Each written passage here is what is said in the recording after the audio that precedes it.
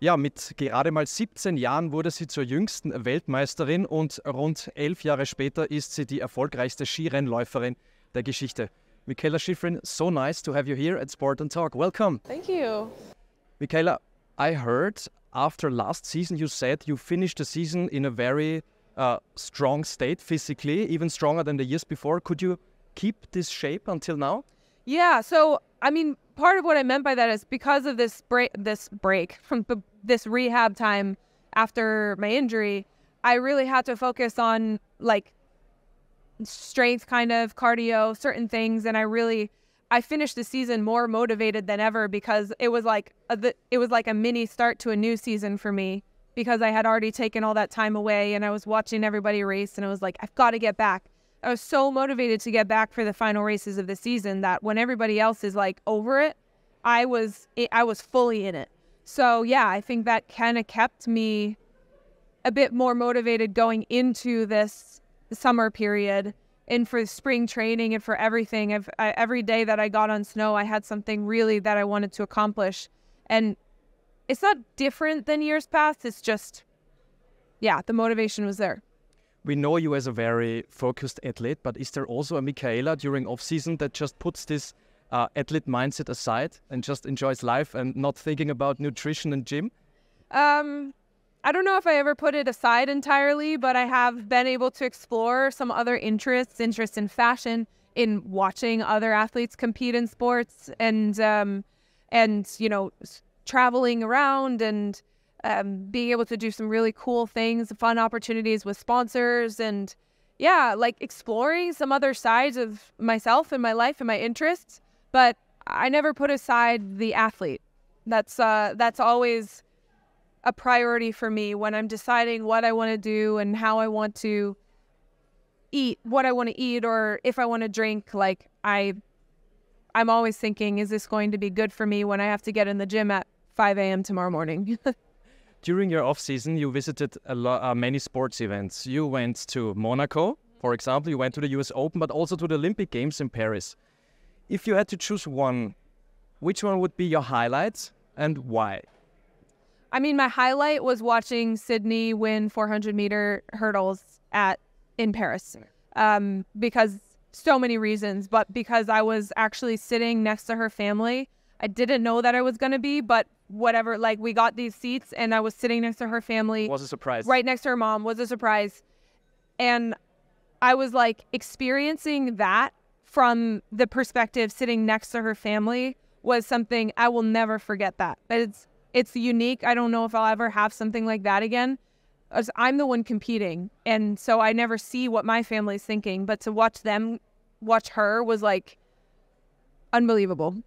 And I can imagine it was also very special to be at the Olympics, just to all the atmosphere must be so special. It is, and it's part of the reason I wanted to go was because I could watch the top athletes in the world compete, and that's incredible. But also because for me, it's like a little bit of recon to get into an Olympic like mindset, kind of. You know, we have the Olympics every 4 years for winter, obviously, and they're coming up soon. And they're coming up soon, but by the time they come up, you forget certain things. You forget how it feels. And for me, this might not come across as very positive, but it's kind of a sterile environment. It's very it's like one color everywhere. All the banners are the same. All the you can't just walk 10 feet over. You have to go that way and go through a security checkpoint and then go to where you're going. Everything's and it has to be organized and whatnot, but it becomes kind of chaotic and challenging to do what we normally do very easily. And I wanted to like get a touch base with that a little bit closer to our competing. And I think actually I was able to do that pretty well, and it's helpful. Mentally speaking, it's pretty helpful. Now I would like to return to skiing a bit. I would like to look back with you on your season, your last season. I guess it was a kind of a roller coaster season for you. In the end, you won the Crystal Globe in slalom, but of course, your heavy crash in Cortina and of course the crash of Alex in Wengen, very hard to digest. Now, months after the season, how do you reflect on last season? I guess it must have taught you some lessons. Yes. Definitely a season of learning. But, you know, I actually think about the season, and I think about it like every season you can reflect and you just get a feeling. And my feeling was that it was really successful. It's not the same as the season where I won 17 races or whatever. It's just somehow it feels like everything that I was put through and that my team went through, we ended up in a really positive direction and a good place as a team. And all of that just made it feel very successful. But it was also, it was not without very hard moments. I mean, Alex's crash,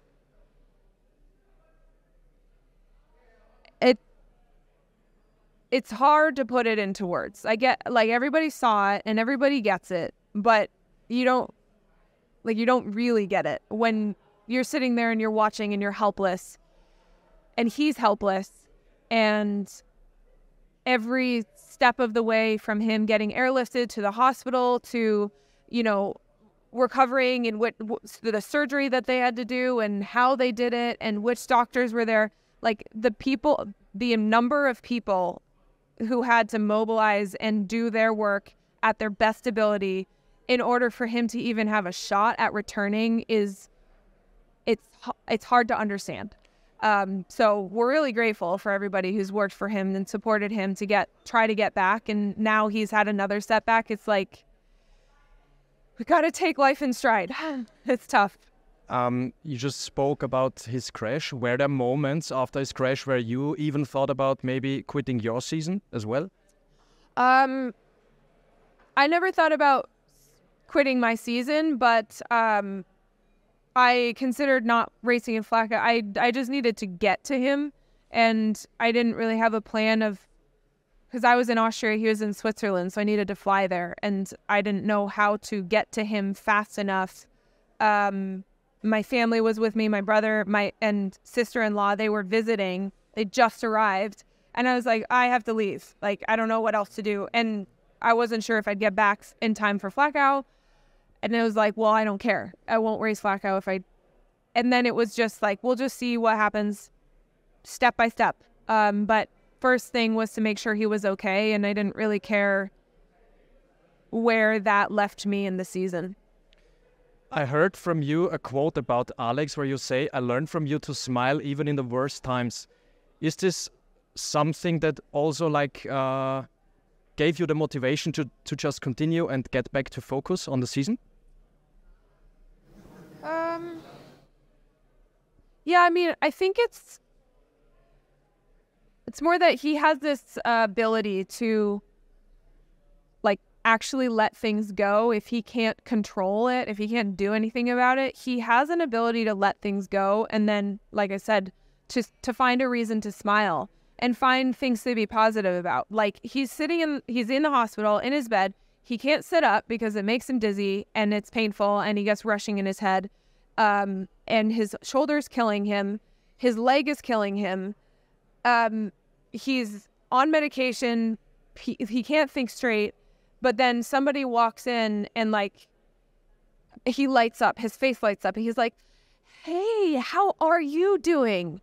And it's just his gut reaction. His first thing that he ever thinks about is about the other people around him. It's never about himself.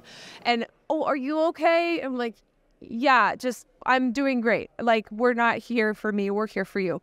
And that's it's just beautiful to be around him. So I guess the lessons I learned from him, it doesn't necessarily make me want to race more or less. It just makes me want to be around him more. And it helps me feel like skiing is the thing that I love to do. And it's not who I am. It's not the only thing about me. It's just something I'm good at and I love to do it. So let's do it. I heard in an interview where you said you have your own diary where you write down quotes from films or thoughts. Is this also a way of letting negative things behind you? Yeah, it's kind of my way of daydreaming, imagining my life. I do this thing where I imagine my life like if it was a movie or a music video, I don't know if it's healthy or not, but it's like, if my life was a movie, what's the point that I want people to walk away with? Or if I was writing a song, like what's the hook? What's the lyrical like moment that people listen to that becomes like, oh my God, that's the relatable moment. I don't know, because that's how I relate to the world around me. It's like somebody has a massive quote that's just meaningful, and I write it down because it means something. So yeah, so I have this diary and it changes also, and sometimes I do it on my phone on my notes. If it's something that I feel like it's worth remembering, then I try to write it down. Let's speak about something very positive. Okay. You let the world know, together with Alex, that you're engaged, that you get married. So my question, when will the wedding be and where? Thank you for this question. Yeah, we're very excited, and we have not started planning at all. So there's just been so many things that we have to do before that. So many things that have taken our focus. So I imagine we'll get into some more heavy planning after the Olympics. But you have a dream location? I don't have a dream. So this is part of the problem, is that I never dreamt about getting married. I had no dream. I never thought about the dress I wanted to wear. I never thought about where I wanted to do it. I want my family to be there, but I don't know if we don't know if we want it to be big or small, or like literally I don't know anything about it. So I have to do a lot of research, and it feels like a really fun, big, and exciting project that I want to spend time on it and be thoughtful and make sure it's something that's beautiful for him too. So. And I guess your focus now is rather on the upcoming season. Mikaela, I tell you number 100. What does this number mean to you? Yeah, I think it's an opportunity. I really, personally, I don't care about what the number is. When I retire, I have no point that I want to get to, but I feel like this is an opportunity because people like nice, round, even numbers, and it's an opportunity to show the world all of the exciting things that happen in ski racing, and take advantage of a moment that actually is pretty monumental in the sport.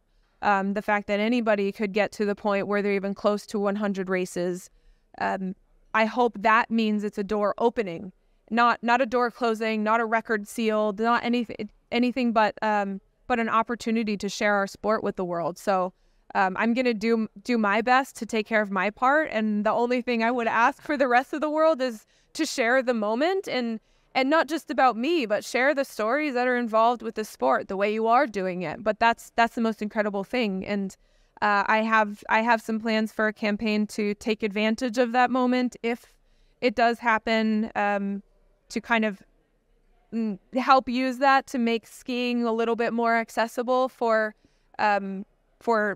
people who would otherwise not have access to the sport, in conjunction with Share Winter Foundation. So I'll be announcing more about that later, but if it does happen, when it does happen, we have some plans to make it a little bit more than me and a record, because I feel like that doesn't do our sport justice.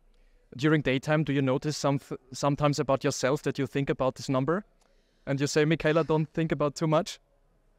No, I think I do think about it. But I think about it more from a perspective like, what do I want that to mean? And it's like trying to prepare for something that a moment you want to be bigger than yourself, and that's how I want it to be. So I think about it like that. But right now I'm not afraid that thinking about it is going to make it not happen. When I'm on the hill, I'm focusing on my skiing, on improving the way I always do, and I'm less afraid of what everyone's going to say with this record than with any other. It's just an opportunity, and I hope the world sees it as an opportunity to share snow sports and ski racing. We'll keep our fingers crossed that you can make it happen. And also during the upcoming season, there will be something new. Brazil and the Netherlands will be skiing. Lucas Broughton returns, and also Marcel Hirscher. Yeah. What do you think about these comebacks? Look, I mean, I feel like people are so interested to see what's happened. I personally am very intrigued. So the more people we can have interested in watching what's going on skiing, the better. And like I said, I'm so intrigued to see how they do, how they feel, like how the competitions go. Yeah. And very last question, Olympic Games, we spoke about it next year in Milano and Cortina. Is this something that is in your mind already?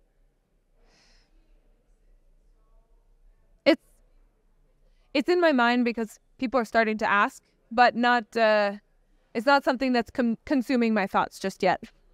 But we can count on you that you participate there. Oh well, I hope so. Barring anything bad happening, I'm certainly planning to be skiing through that time. Mikaela Shiffrin, thanks for your time and you. all the best for the upcoming season. Thank you. Thank you.